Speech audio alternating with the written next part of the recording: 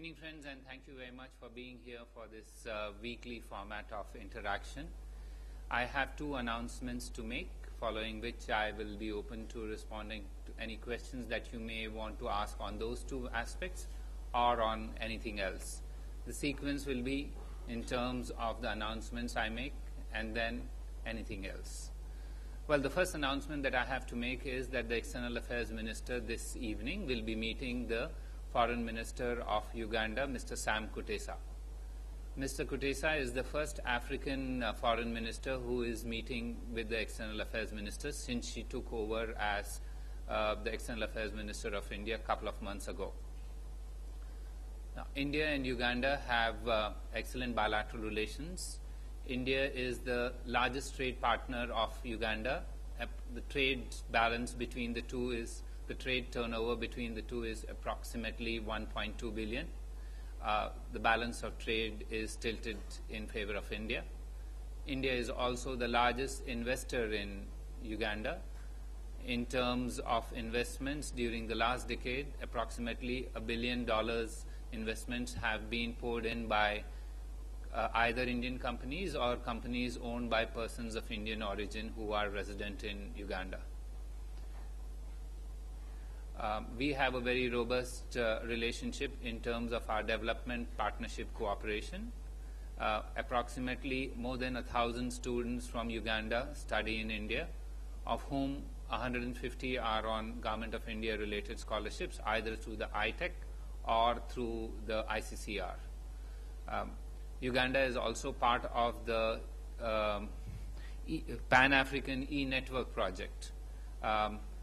A hospital in Uganda, in Kampala, is linked with 11 important and famous hospitals in India, where the doctors can directly contact each other and gain from sharing of experiences and knowledge.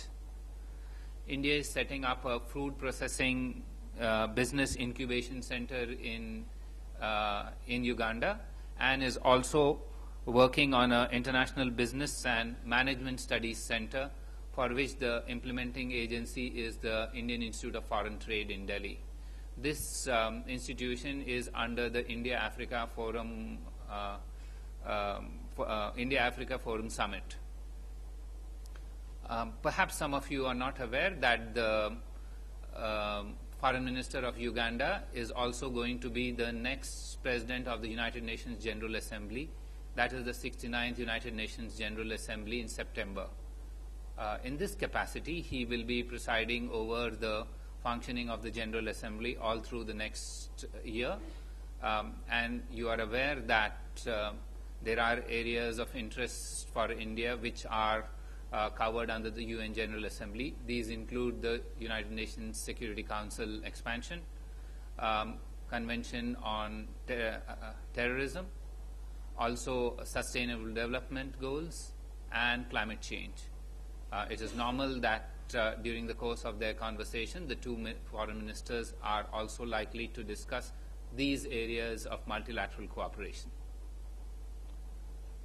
That's what I have in terms of the first announcement. The second announcement relates to United States Secretary of State John Kerry's visit to India. He will be arriving in New Delhi in a couple of hours. This is the first high-level interaction that India and the United States have at the political level. You are aware that External Affairs Minister and Secretary Kerry will be presiding over the strategic dialogue tomorrow. This dialogue will be held tomorrow afternoon. It will start at 3 p.m. in a restricted format for an hour. Subsequent to that, there will be delegation-level discussions over a 2-hour period, following which both the ministers will have a press interaction, and at the end of this interaction, they will also have a working dinner. The focus areas for the strategic dialogue are security, energy, trade and investment, science and technology, human resources development, and regional and international issues. the Indo-US relationship is in a stage of stable and mature growth. The two ministers are expected to explore new frontiers and initiatives to further promote the bilateral relations. The focus will be on enhancing convergence between the two countries in various areas on a wide canvas of partnership that the two largest democracies in the world enjoy. You are also aware that the Prime Minister of India is scheduled to visit the United States later during the year, and therefore the opportunity will be taken to explore transformative initiatives that can move the Indo-US relations to the next level. In this context, Senator Kerry will also meet the Prime Minister tomorrow, on the 1st. He is also scheduled to meet the Finance and Defense Minister and the National Security Advisor. We will provide you with an advisory by later in the evening. I think I will stop at that stage and answer questions on either of these two issues or on anything else that you would like to know. Yes. Mr. Venkat Narayan? Akbar, what are the chances of a resolution on the expansion of the UN Security Council being introduced in the UNGA this September? Thanks. I think the target that we have set for ourselves is the 70th session of the United Nations General Assembly, which starts next September. So the 69th session will be largely to drive this process forward, because those of you who are following this know that this is a process which is ongoing for years, in fact for decades. So if we have to bring this to a conclusion, efforts for a year later will need to start now.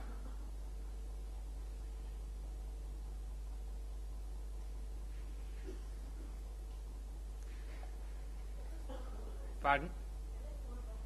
Yeah, well, just 1 minute. Anybody else? Questions? Yes, sir. At this meeting, are you likely to fix the details of Mr. Modi's visit to Washington? Yes, I did indicate to you that this will be an opportunity to exchange ideas so that the US and India can work towards transformative initiatives during Prime Minister Modi's visit to Washington. This is a process, it's not an event. So the process will certainly begin. And as I said, it's not an event that will culminate tomorrow. We will work towards a successful visit for the Prime Minister, in which we hope to have transformative ideas on the table to take the relationship to the next level. Yes, ma'am. 1 minute.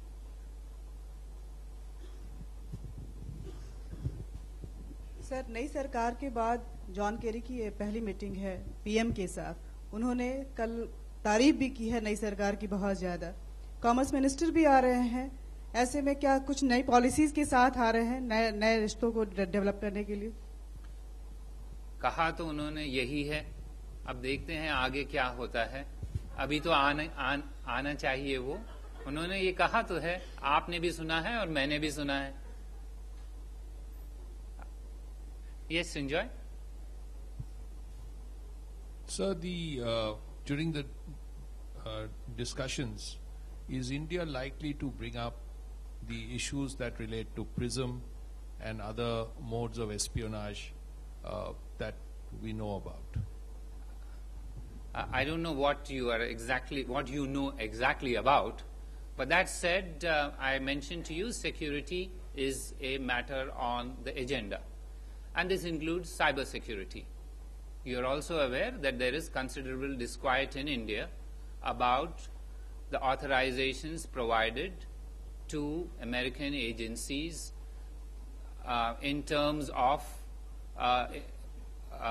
contravening the privacy of individuals, entities, and the Government of India. So obviously, if there is considerable disquiet, these issues are likely to figure without me getting into a detailed elaboration of what. Yes, ma'am.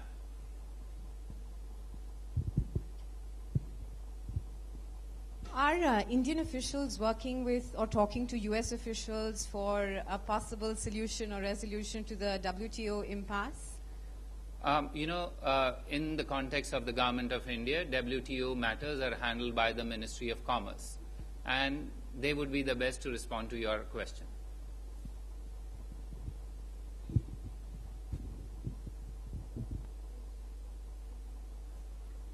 Yes, Gaurav? Prime Minister Modi had indicated he wanted a result-oriented trip to the United States. What are the key result areas that you're likely to focus on? Is this visit likely to focus on, sir? Gaurav, I said we would begin the process of exploring initiatives. And I also said that tomorrow is not a one-off. This process of trying to explore initiatives is not a one-off event. We have between tomorrow at the end of the day and the likely visit of the Prime Minister towards the end of September, several other opportunities which will arise. We will harness every opportunity to ensure that the visit of the Prime Minister is result-oriented and will help in having a transformative initiative which both India and the US can work together on. Yes, sir. Sir, I believe there was a proposal by the MEA regarding import of chicken from US to India. So, seeing the WTO dispute on that ongoing between India and US, will that be import of what? Chicken. Chicken. I didn't know MEA was into chickens. This is news to me. I must confess, this is news to me. Yeah, Anchal? Sir, is Hafiz Saeed going to be brought up in the meeting? Hafiz Saeed is being brought here. We'd love that.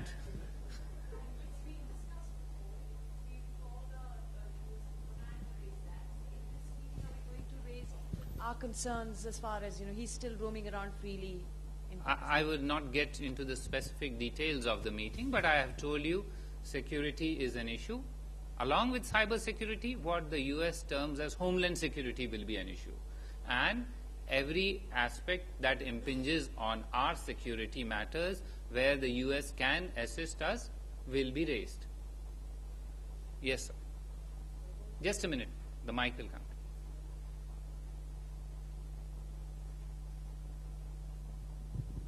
Mr. Akbar, you just referred that the two sides will also explore transformative initiatives when Prime Minister Modi visits the US. Could you please spell out what do these transformative initiatives refer to? And my second question is... One question. That's it. No, one question. That's it. One question always. I said there would be transformative initiatives that will be explored, not transparent initiatives that will be explored. Yeah. Anyone? Yes, sir. Ranjit? Not transparent. I said transformative. And for initiatives to succeed, they require some space for us to at least engage in them. Before we engage, before we explore, we can't transparently tell you that. So please be patient and we'll work towards it. This is as I said, this is a exercise which is in progress. And don't expect us to tell you before the outcomes what that exercise will lead to. I've told you in broad terms that we are looking at transformative initiatives in a longer term perspective. This is a process. And that process is going to begin tomorrow. Don't expect me to tell you today. Thank you. I hope you understand that. Yes, sir. Yeah. Ranjit? Yeah. Will Indian leaders seek commitment from U.S. Foreign Secretary to discontinue all snooping activities of Indian leaders, of Indian government also? I have explained to you at some length that there is disquiet in the country on this matter. Obviously, Indian leaders are reflecting Indian public concerns.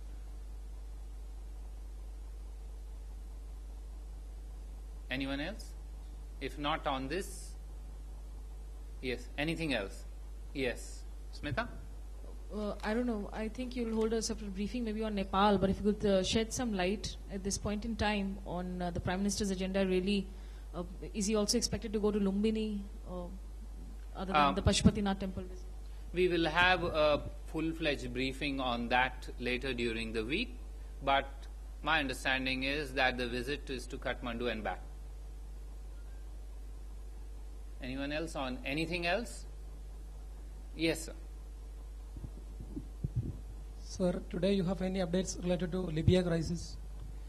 Yes, I can share with you some information. The External Affairs Minister today chaired a high-level meeting on the process that is set in motion with the advisory given to Indian nationals to leave Libya at the earliest. Number one, a decision has been taken and 6 officials have been deployed in Libya and Tunisia. Number two, the External Affairs Minister has asked for funds to be transferred from the Indian Community Welfare Fund in the United Arab Emirates for use by Indian nationals in difficult circumstances in Libya. Number three, the External Affairs Minister has directed the Ministry of External Affairs to deploy a senior official of the rank of Joint Secretary to help in facilitating the return of Indian nationals from Libya to India. This official will reach Libya shortly. Number four, the Ambassador of India has informed that 450 companies in Libya who employ 450 Indian nationals in the western part of Libya have agreed to send back their Indian employees at their own cost.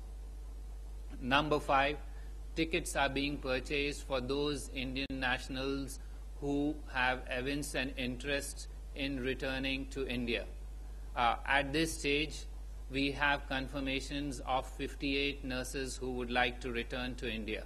We are working with others to ensure that all of them leave their places of work because we do not feel that the circumstances warrant their continuance at this stage.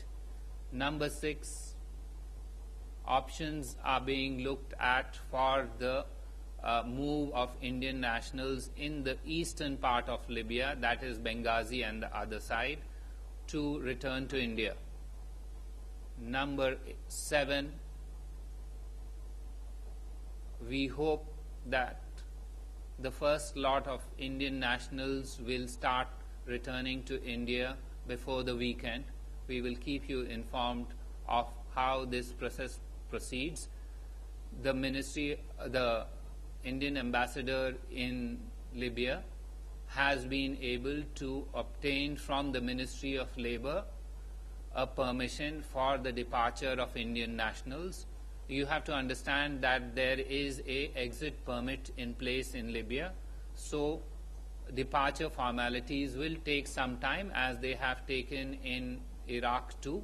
However, our mission will work to ensure that there is an expeditious movement of people from Libya should they want to return to India, and this is based on our advice that they should return to India. I think that should sum up the outcome of today's meeting that the External Affairs Minister had. Yes, Maya? I actually wanted to take your attention to the Middle East, Gaza. There's been a third UN school that's been attacked in shelling. They say that it was being used as a shelter. Just want to know where we stand on what's going on in that conflict right now. Maya, the last Indian statement encapsulates it all, and that was made by our a permanent representative to the United Nations in Geneva. This is our approach to the humanitarian issues there, and our final and definitive statement on that rests with that approach. It hasn't changed. Yes, ma'am.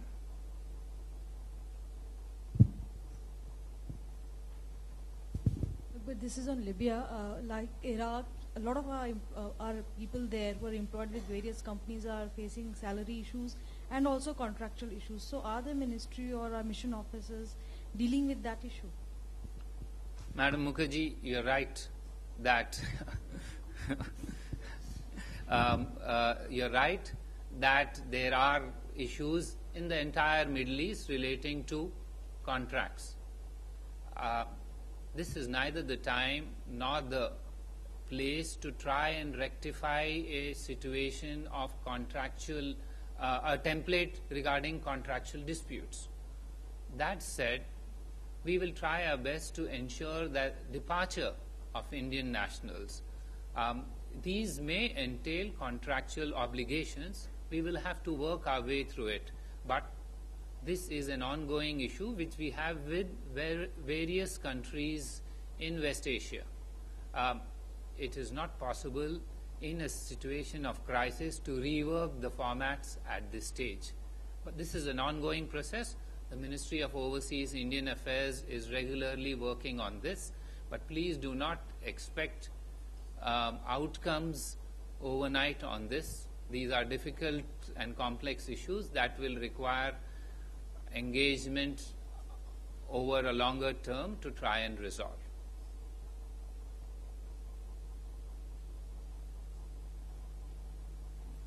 Yes, Amrita? Akbar, any update you can share on the Indians in Iraq, especially those in Mosul, or since the last couple of weeks, those who've been brought back? The last update remains what it is in terms of the External Affairs Minister making a statement in Parliament on that recently. That's where we are. I have no further additional information that will add to your understanding of that situation. Anyone else on anything? Yes, Ms. Talwar. Could you please repeat the name of the body in UAE that you said is transferring funds for the benefit of Indian nationals in Libya? Thank you. This is not a body. This is what's called the Indian Community Welfare Fund, or ICWF. This is available. This fund is available in all our missions all over the world. And given that in several of our Gulf missions, the funds are fairly substantial, we sometimes, with the approval of the External Affairs Minister, who also happens to be the Minister for Overseas Indian Affairs, which monitors and regulates this fund, utilize this for Indians facing difficulties elsewhere. So, given that the UAE had some funds which can be spared, the External Affairs Ministers approved the usage of some of those funds for assisting Indian nationals in Libya. If there are no further questions, yes, sir.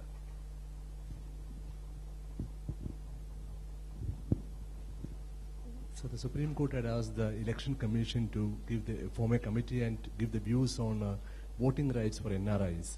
Have they taken your opinion on that? I do not know offhand to this thing. I would check of what was asked. I do not know whether it is us or the Ministry of Overseas Indian Affairs which is actually coordinating this. I would think that it would be the Ministry of Overseas Indian Affairs who handles these aspects of Indians overseas. If there are no further questions, thank you very much for being here this afternoon.